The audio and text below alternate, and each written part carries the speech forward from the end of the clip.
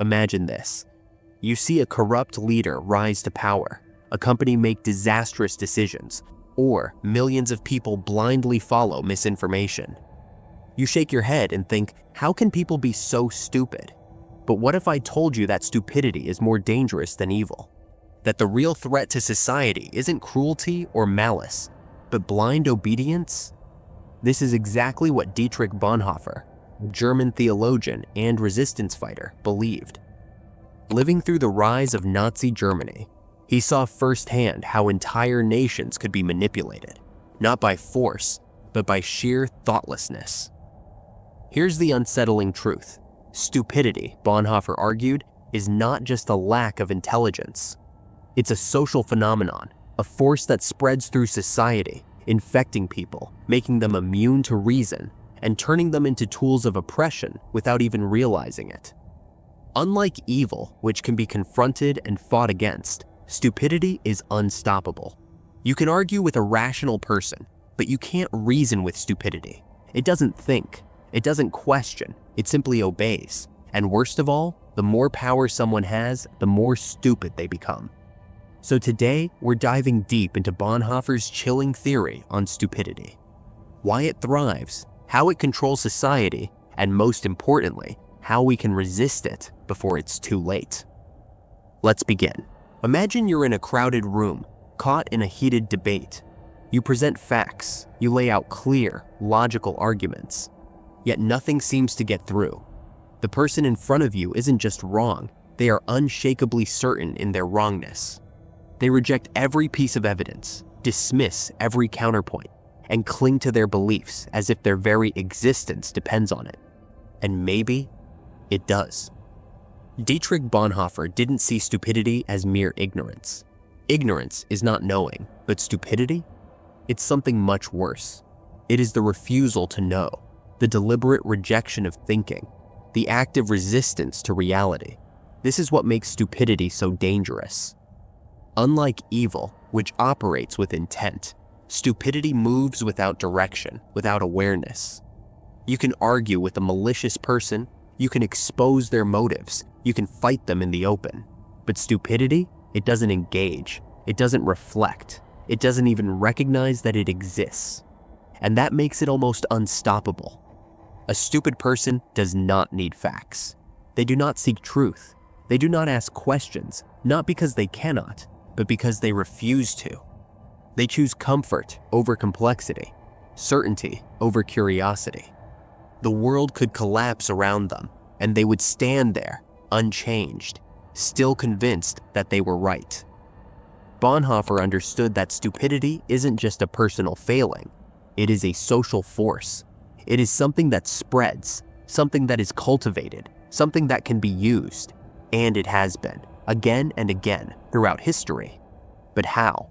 How does stupidity take hold in an entire society? How does it become a force that no amount of reason can fight against?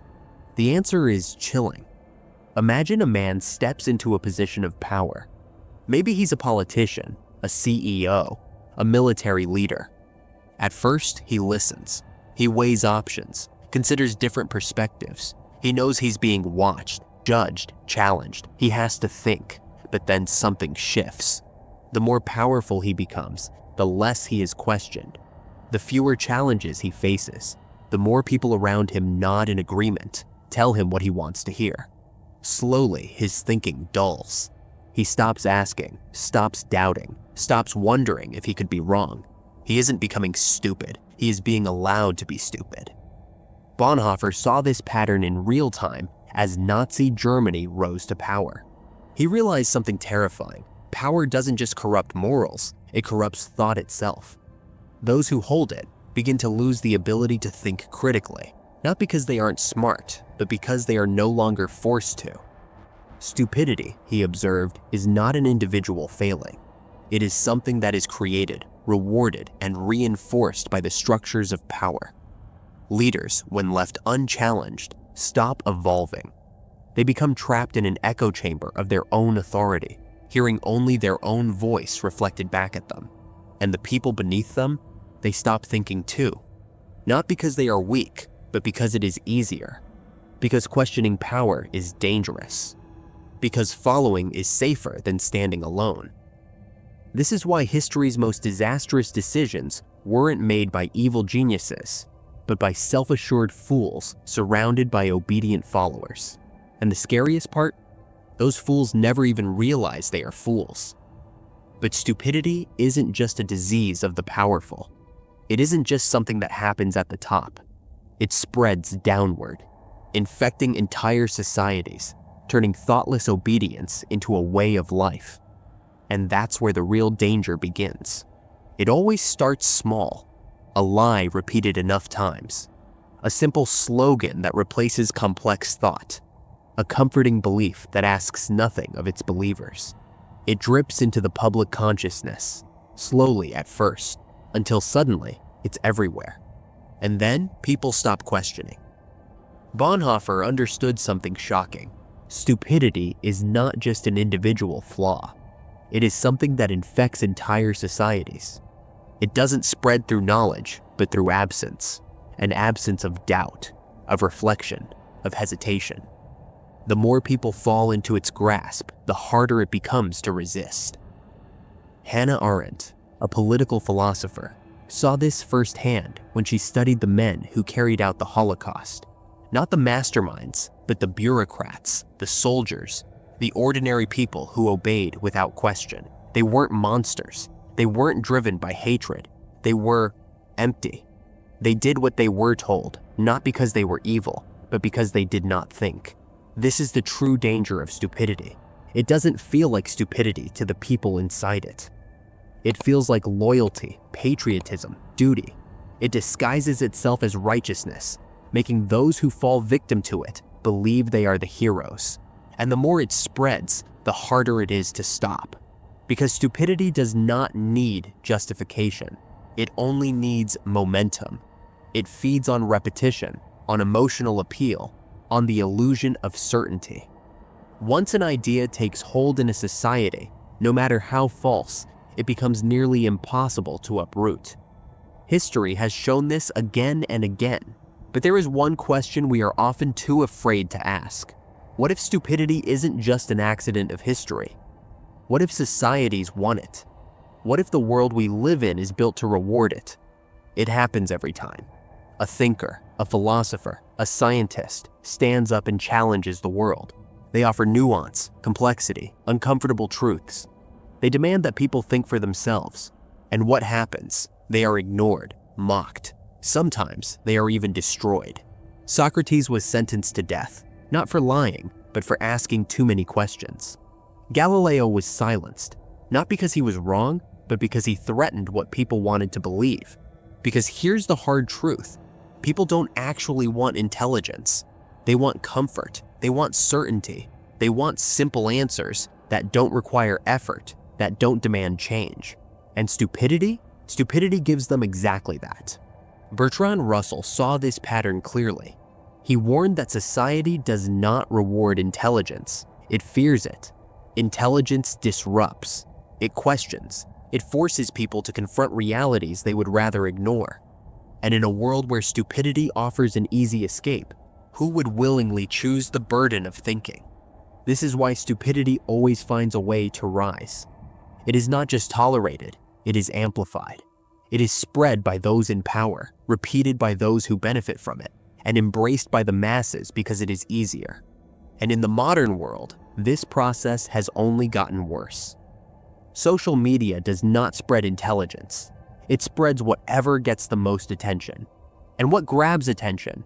Not slow, careful reasoning, not deep discussion, but rage, emotion, outrageous, simplistic lies that spread faster than any truth ever could. The loudest voices drown out the wisest. The most extreme views gain the most followers. And slowly, the space for intelligence shrinks, replaced by a world where certainty wins over truth. And the worst part?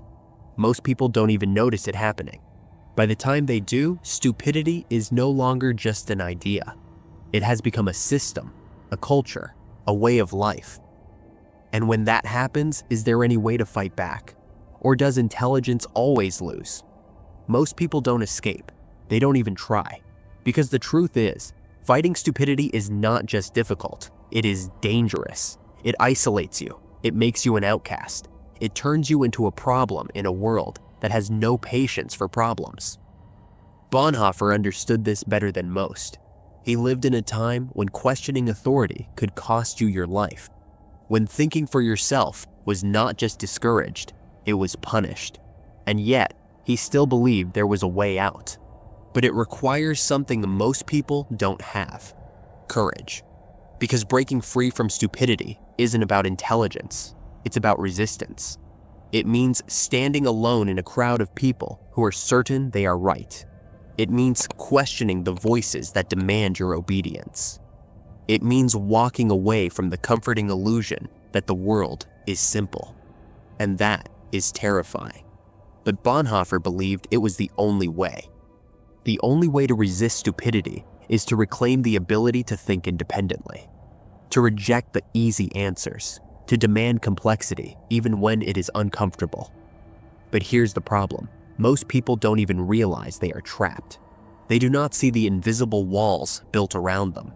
They do not feel the weight of the system pressing down on them, shaping what they believe, what they fear, what they value. So how do you fight against something you can't even see? Bonhoeffer had an answer for that too. He believed the key to escaping stupidity wasn't just education, it was moral clarity. The ability to see beyond self-interest, to question not just what is true, but what is right. Because stupidity is not just an intellectual failure, it is a moral one. It is the willingness to turn away from reality because reality is inconvenient. And that is why stupidity will never truly be defeated. Because fighting it is not just a battle of intelligence, it is a battle of will. And most people, they will always choose the easier path. So the real question is not how to break free, it's whether you're willing to.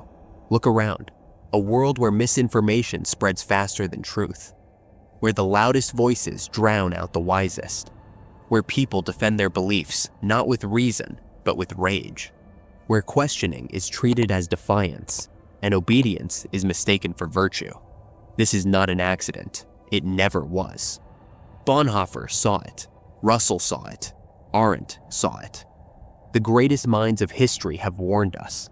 Stupidity does not just exist. It is cultivated. It is nurtured. It is made into something that thrives, that rules, that shapes the course of nations. Because a world built on stupidity is easier to control. It is easier to govern. It is easier to profit from. That is why stupidity never dies. Because it is useful. It is convenient. It asks nothing of those who embrace it. No effort, no self-reflection, no sacrifice. And yet, despite all of this, Bonhoeffer believed something radical. He believed that stupidity could be resisted, but only by those willing to fight for their own minds. Not with force, not with violence, but with something far more dangerous, with thought. Because in the end, stupidity is not about intelligence. It is about choice. The choice to think, the choice to question, the choice to live in a world that is uncertain, complicated, uncomfortable, and real. But most people will not make that choice. Will you? If you've made it this far, then you're already different. You are one of the few who refuses to accept the world at face value, who refuses to be just another mind lost in the tide. So let's take this further. Drop a comment. Have you ever seen stupidity in action? How did you respond? Let's discuss. And if you believe this message needs to be heard, share this video. The more people who think, the stronger the resistance becomes. Stay sharp, stay aware, and above all, stay awake.